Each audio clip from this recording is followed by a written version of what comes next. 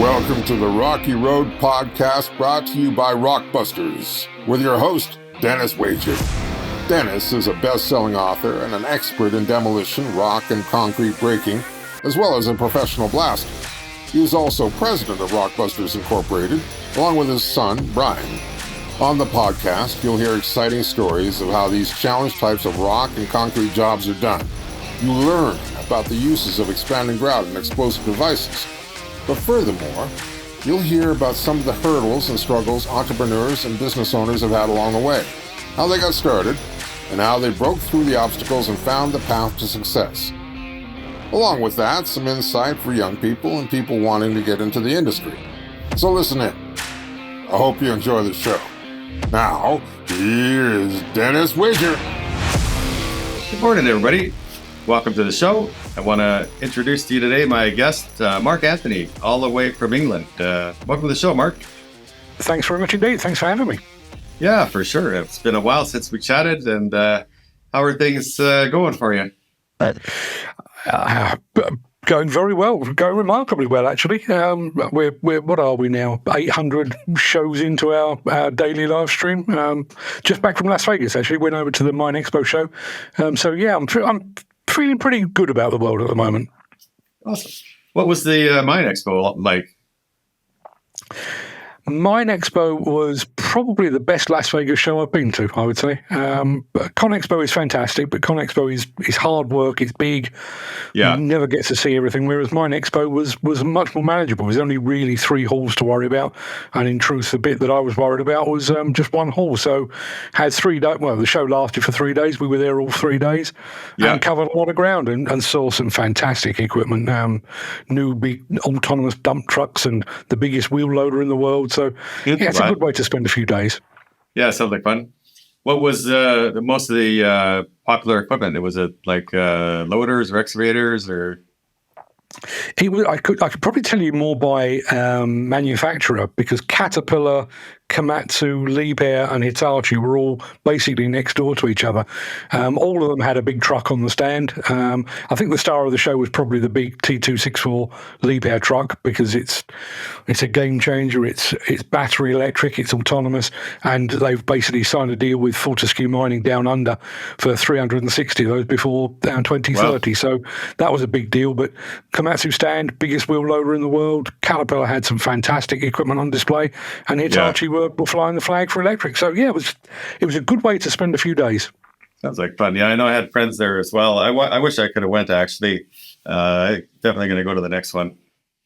Did they have a lot of like drill rigs and drilling equipment there also, or is it mostly that? I think they did. To be perfectly honest with you, I have such a sort of narrow focus when it comes to these things. Okay. I mean, there was a lot of underground mining things there that don't really cross my periphery. So I didn't really take too much notice of those. Didn't take too much notice of the drill rigs.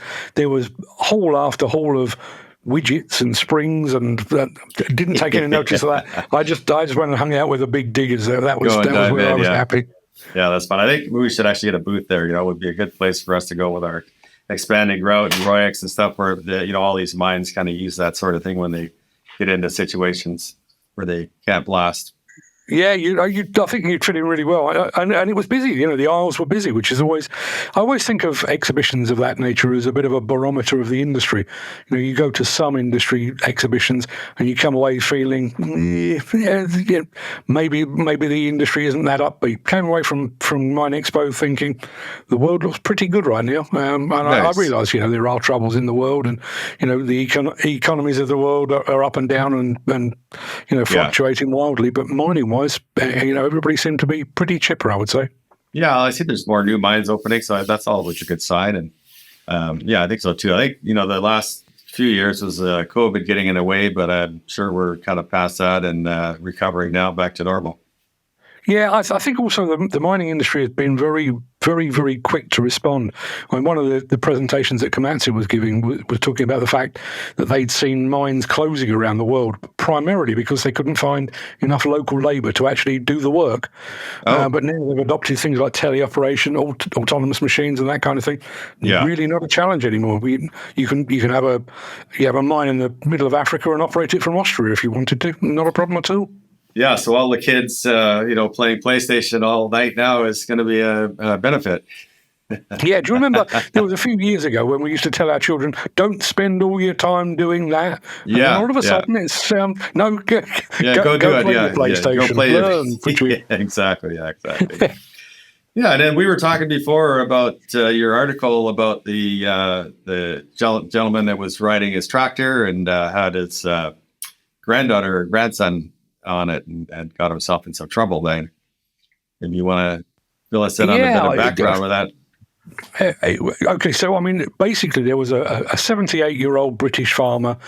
His neighbour on the next door farm had filmed the guy driving a tractor with his grandson on board. And apparently, this wasn't the first time, but the health and safety executive, which is the UK equivalent of OSHA, had carried out a prosecution, and he'd been given a suspended sentence, and it struck me to be honest, the more I thought about it, the more it struck me in different ways. My initial feeling was, what a nosy Parker the next door neighbour was in the first place. Yeah. Bearing in mind we've got health and safety executive investigations into major fatalities, one in particular at a power station. The investigation's been now running for 8.5 years and they still haven't come to any conclusion on that. And yet the health and safety executive can drop everything and go and prosecute a farmer for driving his grandson around on a tractor.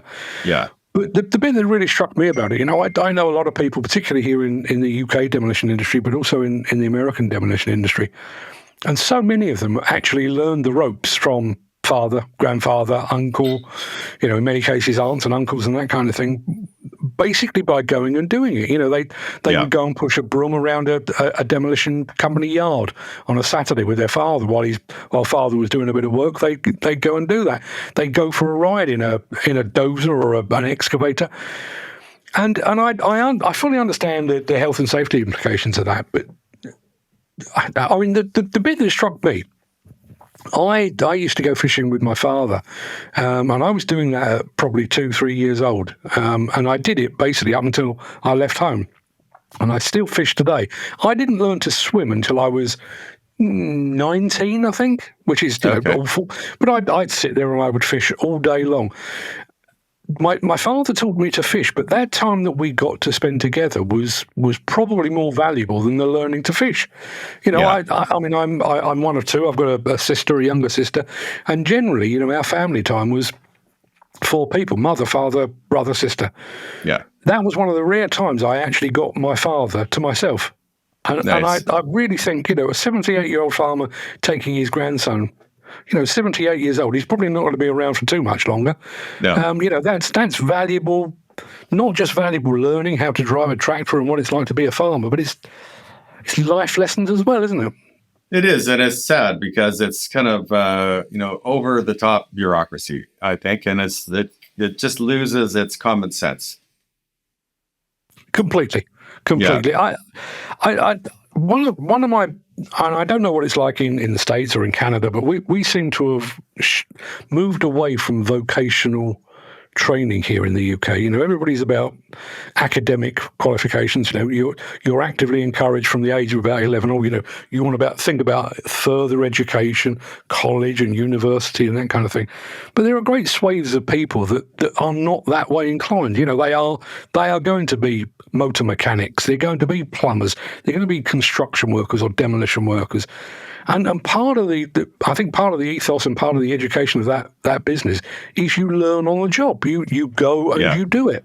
And unfortunately, I mean, it's skewed our schooling system, but it's also skewed the way that we educate people as well. We've got this bizarre situation, particularly in demolition, where you have major construction companies, clients, major contractors who have subcontracted their demolition out. And they are saying, we want your people, your demolition people, to be highly trained. They have to have a bit of plastic that proves that, they've done their asbestos awareness course, and they've done this training course and that training course. But they won't allow those people to be trained on their site. Yeah. It's one of those bizarre things. You can't get a bank loan because you haven't got a fixed address. Well, you haven't got a fixed address because you can't get a bank loan, and you just go round and round in circles. Well, actually, I've been a bit guilty of that with the excavator operators. we get so many of them come to us and say, "Oh, hey, I got my certificate now. I finished the training course. Can you hire me?" I'm like, "Yeah, no." It's just like you need experience, right? So, Yeah. but that's kind of back to where we started with. Like my son now, he's a partner in the business, and since he was 2 years old, I had him on the excavator. I'd have him in his car seat between my legs while I'm working, just kind of not doing anything crazy or make sure it's safe, of course. But he was around. You go in the dump truck, you put his car seat in the passenger seats, buckle him in, and away you go. He just to hang out and learn some things, right? And That was one of, yeah. I was going to say that was one of the things that struck me about that whole thing. Who was probably got the greatest interest in that grandchild's well-being? Is it the health and safety executive? Is it the neighbouring farmer? Or is it the grandfather who is actually related to the child? My feeling is, that grandfather or my father would take better care of me than just about anybody. Well, of course, yeah. And that's the way that I learned everything, too, was from my dad. My dad was fantastic. We had a garage at the back of our property. My mom would go to bingo most of the nights and have fun with her friends. And my dad would hang out in the workshop. He'd teach me how to build things out of wood, and he was a longshoreman. He would bring parts home or broken tools home from work that they were going to throw out, and he'd fix them. And I learned how to do all that. He brought home enough parts to fix chainsaws, and we actually had enough spare parts to build a whole complete chainsaw. So you learn about motors, and then when I got to be 16, I could get my license, and then I could put my car in the garage. Stupid teenager stuff. You drag race your friends down the highway, you blow the motor, and over the weekend you swapped it out for a new crappy motor. But you learn all that stuff, right?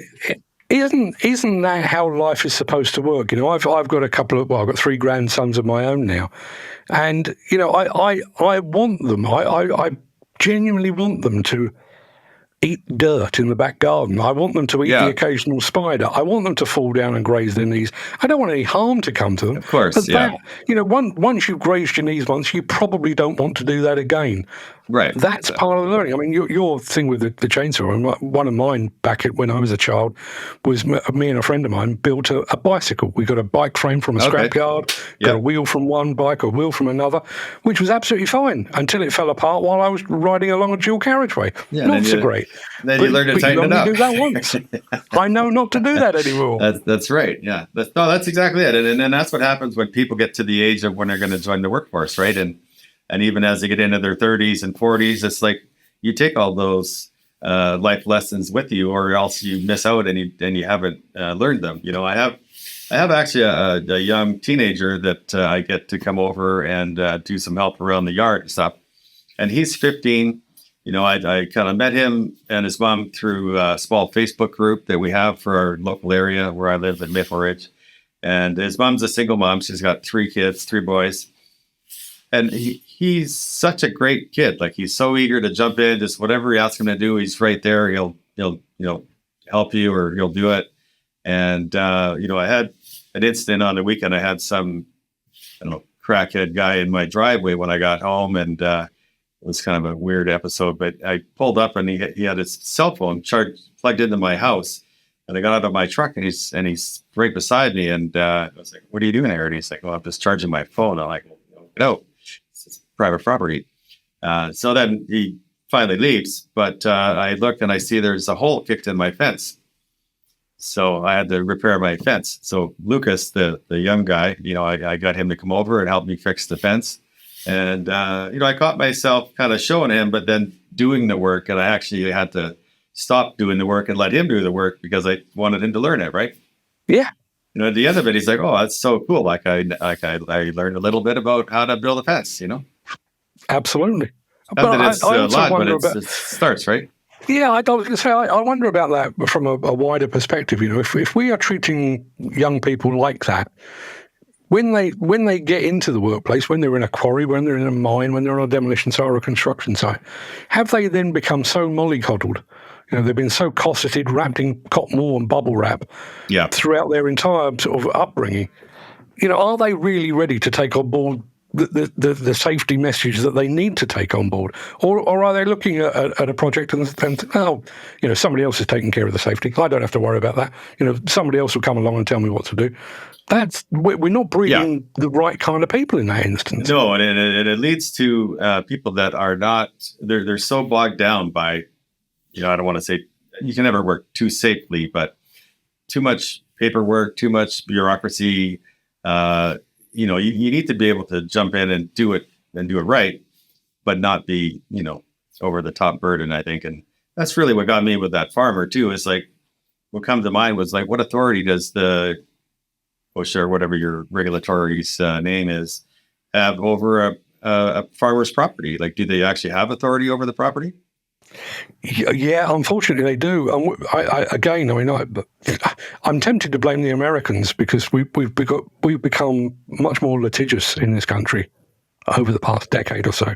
And one of the issues that we have now is obviously everybody has a smartphone, which means everybody has now got a high definition video camera. We used to talk about Big Brother watching us. We now have to worry about, our next door neighbours watching and possibly our fellow workers. I get, because I do a daily show, I get regular, somebody will send me a photograph or a video of something demolition related that's gone wrong. Yeah. Years gone by, nobody would ever have heard about that. Right. Now, okay, something going wrong on a demolition site is potentially a learning opportunity, so I take it as that. But again, the health and safety executive, the HSE or our equivalent of OSHA, they are now actively prosecuting based upon neighbours' video. So if you've got somebody working on the roof next door and maybe he's taken his harness off or he wasn't wearing a harness in the first place, you've got somebody out there, Joe Public is out there filming that. Yeah. Send it off to the HSE and the HSE turn up and prosecute. Now, I'm all for safety and I don't want people falling off a roof or anything happening to them on demolition sites. But is that really the way we want to be going? Yeah. Do we want to be under constant scrutiny? I mean, I already live in a country that has got more CCTV cameras per square mile than anybody anywhere else on the world. Yeah. I'm not sure I really want my next door neighbour spying on me. Not that I'm doing anything wrong. I just don't need it in my life. Yeah, you want your own privacy. And that's what I was getting at, is because like here, we have WCB, which is our equivalent of OSHA and your HSE, but they don't have authority over private property. And that's what I was thinking with the farmer. Like if you have farmland, the only way that I see them here having any authority over it is if your workers would be covered by WCB. And that's a choice, right? So if you don't want to have your workers, or maybe the farmer didn't have workers as it was himself that got the charge, here, I don't think that would ever fly. At least I hope not. I mean, our HSE basically cover the workplace. We have a Health and Safety at Work Act. If you are considered to be at work, you are under their jurisdiction, whether that's on private property or not. That's just the way it is. But if you're renovating your house, like, would that be considered a workplace, or would that just a homeowner? I think that would be considered a homeowner, but at the moment that you have somebody come in and help you with it, you're probably employing them, and therefore it's... You know what these things are like, But again, when you spot somebody on a roof without a harness, when I've been on a roof without a harness because I was trying to fix the TV aerial. Yeah. Back in the day, nobody would have batted an eyelid. Now, you'd probably have the next door neighbour out there with a video camera. Next thing you know, you've got the health and safety executive knocking on your door. Yeah. Yeah, that's true. And I think there should be more awareness brought to that, and then, more programs in the right direction, more mentorship and things like that. That's one of the things that we believe in here. And also coming up, we have a rock competition in our yard. We're going to have a rock breaking competition, a rodeo, where it's going to be people come in and, we're going to time them. We'll set up 3 boulders in a row, and we'll have, people with a drill, and then they can drill the holes and split the rock. And we'll have groups of professionals, we'll have groups of novices, we'll have groups of youths, and maybe a women's group. And the idea of it is kind of to have fun with ourselves, to kind of practice and get really good at, improve our skills, but also to bring in, people that don't really know about our industry and are just kind of interested or want to come and have fun for the day, have a barbecue there and stuff like that. that kind of brings the whole thing full circle, though, doesn't it? Because what that grandfather was doing, regardless of the legality of it, he was potentially inspiring. Precisely as you're going to be doing, I don't think you're going to inspire any existing industry professionals, but a young person might come along, take part, a lady might come along and take part, and might actually think, this is for me. I kind of like this. This is, I'd never considered it before, but this is a potential opportunity for me. Right. Well, we're a sponsor of one of the local fire departments, a volunteer fire department, and that's what I was thinking to invite them, because like firefighters, they're always training, practicing, and they work 4 days on and 4 days off. Might actually be something that some of them are interested in doing. Absolutely. And I mean, I don't know quite how you run that part of your business, but I mean, your business is eminently franchisable to a degree, isn't it? You could find somebody that says, actually, I'm going to take what I've learned here, I'm going to do it in another part of the country. Why the hell not? Well, that's what we are doing. So we have now dealers in California and in Montana, and we're setting up more dealers or agents across North America. And we can actually go global with it. Like, we have everything that we need. We have products, and then we have the methods and the ability to do the training. And it's kind of like you said, it's like people call us every day too with I got this rock or I got this job, and with technology, we just have them send us pictures and some dimensions, and then we can do an estimate based on that. We do our work hourly, so we're able to say, like, that looks like a half a day to a day, or 2 to 3 days, or a week or two, and at least give them an idea of what they're looking at. But it eliminates the running around. They'll come over to my site, it's whatever, an hour away or 2 hours away or half an hour away. You can just do it all over the phone. And even in, like, I'm in Vancouver, our guy John's in California. So we get, people sending us pictures from San Diego, San Bernardino, and I can do an estimate here. Yeah. I mean, again, it goes back to what I was saying about Mine Expo, that opportunity to be able to work effectively remotely. Yeah. And, everything does seem to be geared towards sustainability. Can we really claim to be sustainable if we're flying around the world or driving cross country? No, you can't. But if you've got somebody local that is an expert, surely that's the way to go, isn't it? Well, exactly. And that's what we're doing right now, is we're building micro websites. So all of our agents will have a little square on their homepage, and then we'll have a locations page on our website, so people can go on our site and find the dealer that's closest to them. And then they can click and go to their website and see more about them and learn about them, and have somebody local to reach out and actually deal with. And then the dealers will have inventory and stock on hand, so they can supply them. Makes perfect sense to me. So, it took a while to actually kind of get that in place. But it's like anything. Once you kind of get going at it, then you can just streamline it, right? Get better at it. I used to do some publicity for a hydraulic hose replacement company here in the UK. And theirs was the same. It took a while. I think it probably took them 5 or 6 years before they fully got it off the ground. But once somebody had bought a franchise and had proved knocked off the concept, and proved the concept, the second one was easier. The third one was easier. Last I heard, they were about 150 strong, and each one gets easier and easier.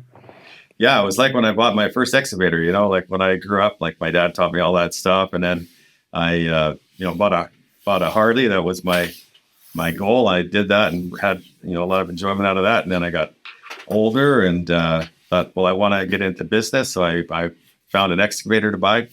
So I sold my bike, and that was enough money to make the first 3 payments on my excavator. And then off I went. So I was everything: the bookkeeper, the operator, the estimator. You're the whole 9 yards, right?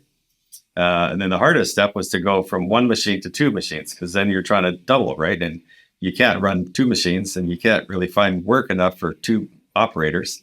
So you got to struggle and try to find one part-time guy and get him going. But then 2 machines to 3 machines was much easier, because then you're only adding 50%. You're not doubling; you're just adding 1 more. Yeah, it's a weird comparison to draw, but we've kind of seen that in YouTube perspective. I spent probably 6-7 years getting our YouTube channel to 10,000 followers or 10,000 subscribers. Yeah. Once we got 50 came fairly easily. We're now at 100 and however many, 125 or whatever it is. and you pick up 1,000 new subscribers a week almost without doing it. Well, not obviously we're still generating content and that kind of thing, but we know what works now. We've been there, we've done it, we've got the T-shirt, and it's just press repeat, press repeat, press repeat. Yeah, that's awesome. Yeah, it's good to see. I mean, you worked hard at that. I mean, doing a show every day is a lot of work. Yeah, only a lunatic would actually do it. I mean, no comment. You know how it all came about. I mean, we came back obviously from ConExpo in 2020, and returned to find the fact that my publishing company didn't exist anymore because of COVID. And I think it was probably my second or third episode of the live show. I said, I'll do this while COVID lasts, so I'll probably be here about the next 2 weeks.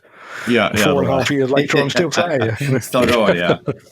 So what do you see down the road? Like, what's your goals from here forwards? More and bigger. It was interesting. You said that your son was on board now, and my son is on board as well. And his YouTube channel, rather annoyingly, is even bigger than mine. So I get to travel with him. He came to Vegas with me, or more specifically, I think I went to Vegas with him.